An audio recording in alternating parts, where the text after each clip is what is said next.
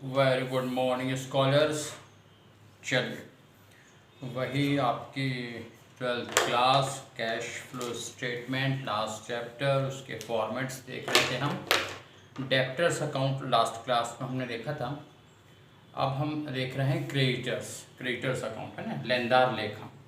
Creditors क्यों बनते हैं? क्योंकि या तो हमने उधार खरीदा, माल उधार खरीदा है, तो आज नहीं तो कल, और कल नहीं तो परसों पेमेंट हमें करना होगा। इसलिए जो पेमेंट ले रहा है वो हमारे लेनदार यानी क्रेडिटर्स है। जो हम अपने बिजनेस में बैठे हैं, जो हमें पैसे दे रहा है वो हमारा देनदार यानी डेप्टर है। जो हमसे पैसे ले रहा है वो लेनदार है। माल उधार खरीदने से लेनदार बनते हैं। और सेकंड, आपने यदि मान लीजिए किसी से पैसे उधार लिए हैं, तो वही आज नहीं तो कल, कल नहीं तो परसों उसे वापस करना होगा, तो वो भी हमारा क्रेडिटर है। मेनली ये दो कारणों से क्रेडिटर्स बनते हैं।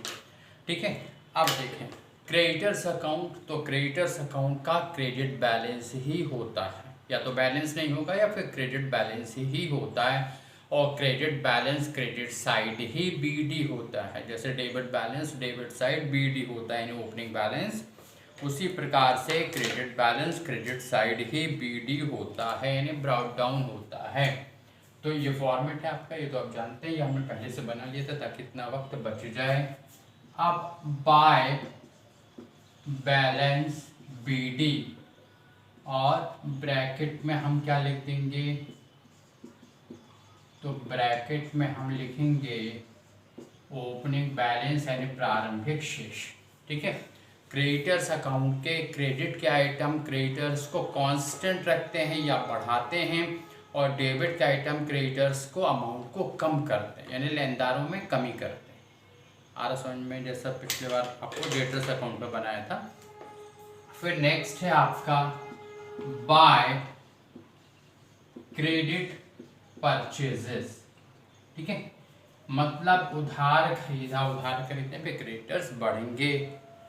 फिर उसके बाद में बाय बिल्स पेबल अकाउंट, और ये डिसऑनर्ड हो गए हैं, अप्रतिष्ठित हो गए हैं या बाउंस हो गए हैं।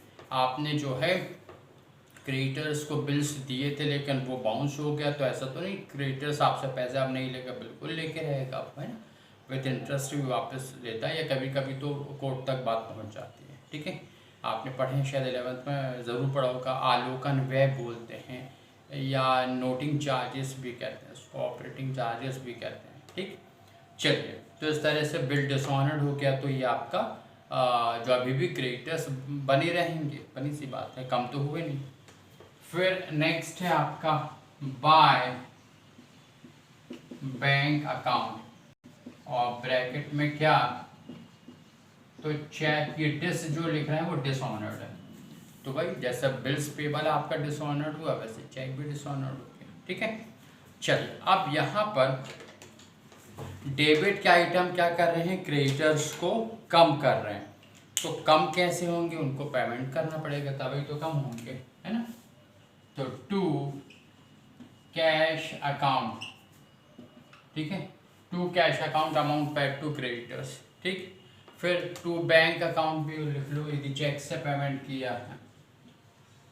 ठीक है, तो यह आ गया टू बैंक अकाउंट। और क्या? ठीक है, आपने जो है बिल्स पेबल एक्सेप्टेड, ठीक है,